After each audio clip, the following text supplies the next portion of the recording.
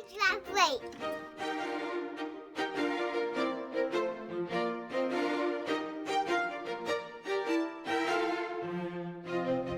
Hello world, how's it going? So today I'm going to show you guys my process of making free substrate and getting dirt from the backyard or wherever you have a chance. I know some people live in apartment complexes. Oh, bee, oh no. They got ya. Gotta watch out for those bees. But anyway, he didn't get you. It's okay. Whoa, they're everywhere. Swarm of bees. Yeah. We better be careful out here. We better wrap this up. But anyways, I'm going to show you guys how I made dirt from the backyard to use in your tanks. Got some new dirt going from the backyard. So this is only a few days later. That leaf's already opening up. Looks like right underneath it there's another one starting to bud. White Nubius has got a new leaf about to sprout. So this tank already has inspired me enough to go ahead and do these. So you can see some of it's different color, some's lighter brown. That was more of the middle of the dirt. So I scraped the topsoil off, took what's in the middle, and then the redder, tinner stuff that's on the clay. You can see how it mushes up. It doesn't break up like this stuff turns to dust. And the clay is more mush. Sun's drying it out pretty well too, pretty quick. And I went through and picked all the branches and roots I could, rocks, and it really didn't take me that much time. For the amount of time it took, which was probably about an hour, that's a lot of dirt. And to me, I don't know, maybe worth the time, we'll see. And this is the layout of my backyard. And I'll show you guys where I actually decided to choose to get the dirt. Now this has some really fertile dirt. The only problem is I don't know what drains off into it from my neighbors because I've got houses all around me. But it is fertile. It's more silty and it's not as clay based, and that's what I'm looking for the underlayment. And last video you guys mentioned laterite Schultz. That's the stuff we used to get, but for some reason I can't find it near me, and I cannot find it online for some reason. I know they make Turfus, which Turfus is a lot like it as well. They use that for baseball fields. A lot of people use it. But then again, it was only available to people who have contracts. I wasn't really needing that. And this is actually a pretty good source. So the area I chose is kind of woodsy. A lot of plant growth over here. So I know the soil's good. And not much around it. So it hasn't been touched much. Now, like a regular yard that's more manicured, you probably don't want dirt from. So you can see here, I scraped off the top, then I picked like here in the middle, and then down here you see how it's redder. That's more of the clay. So this is the dirt. You want some of this and some of that, and blend them together, and you can get a really good substrate from it. And it really doesn't take that much work. Well, hello, Squirtle. Yeah, this is a kitty we don't see very often. She's very skittish. And as I was initially making it, I got a whole bunch of it, spread it out, and then I kind of worked my way through it. So I like cleaned up that side and just worked my way down, clean, till I got to the end. It was all looking nice and clean. And you can see, like, there's some little roots in there, like that. You're not going to get it all, but you can try your best to get what you can. Just so you get more dirt. You can see how it's not real fine. Like, there's a rock. This will be great for underlayment. And then as I add to it, I'm just picking out of this bucket and then just kind of working through it and getting stuff. Kind of hard to do with one hand, but you guys get the idea. Oh, and I've been trying to rescue worms, so I'll just throw those back into the yard.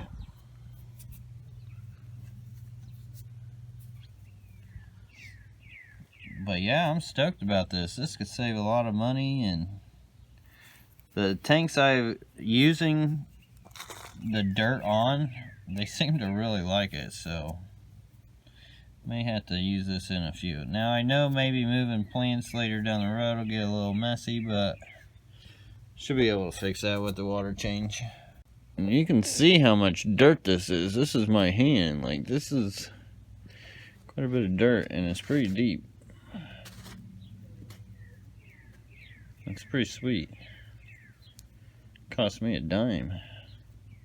And as I put it in the tank too, it's going to get processed once again to get that finer material out of it. Just as it goes through a shoebox, I'll just crumble it up again, and so it'll be picked through again and should be really clean.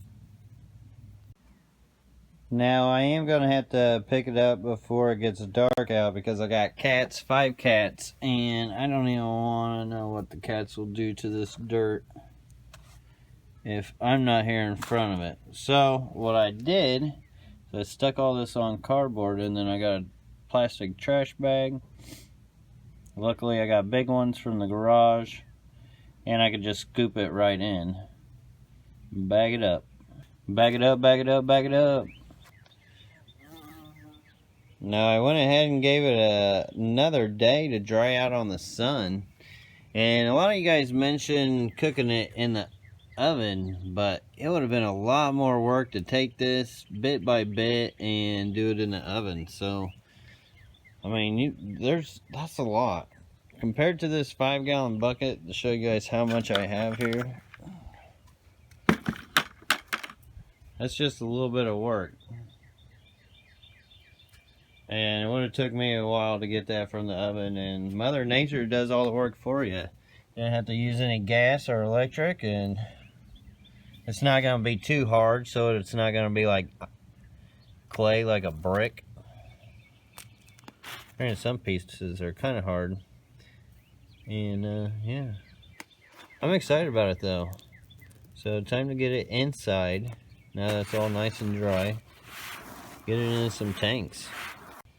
And in this go around, instead of putting it in a bag, since I'm going to be using it, I'm going to put it in a plastic tote, which has been rinsed off and doesn't have any of the resistant chemicals on it.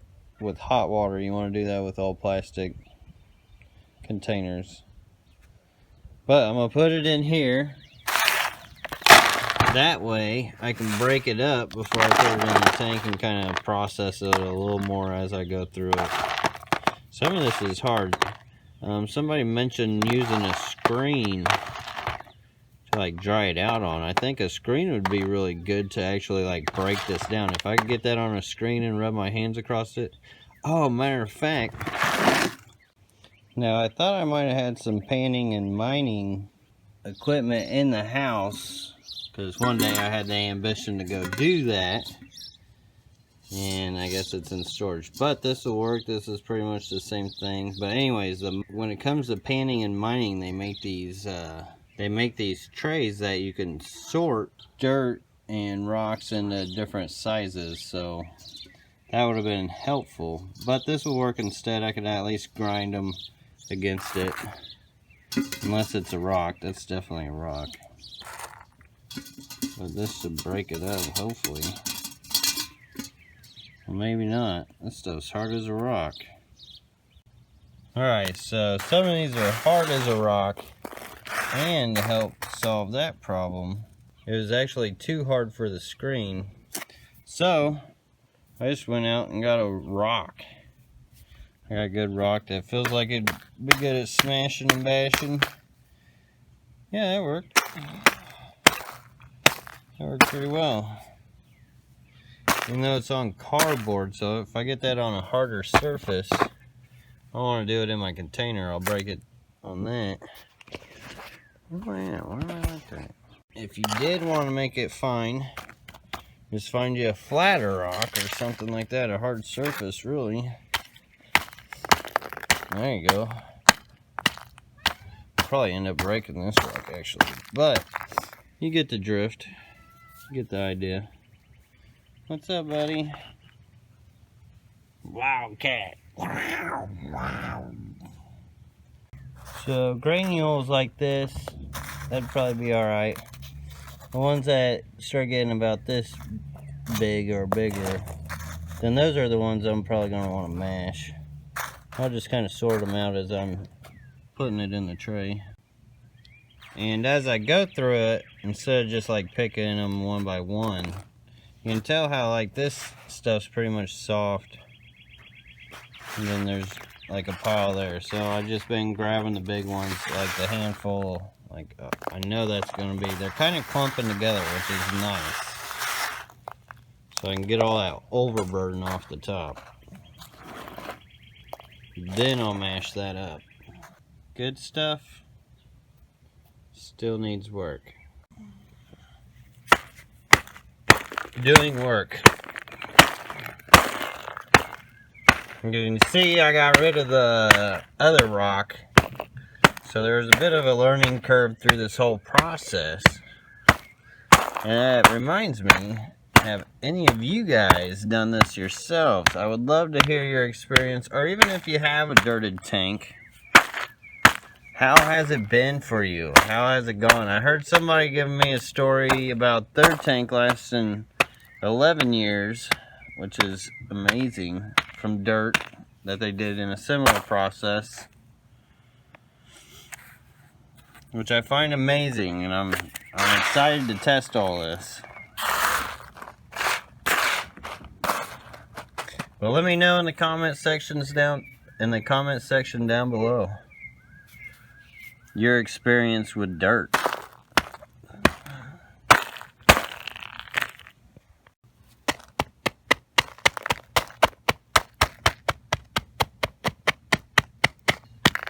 Oddly satisfying. Alright, I would say this is good and ready for a tank, so I'm going to go ahead and put it in there.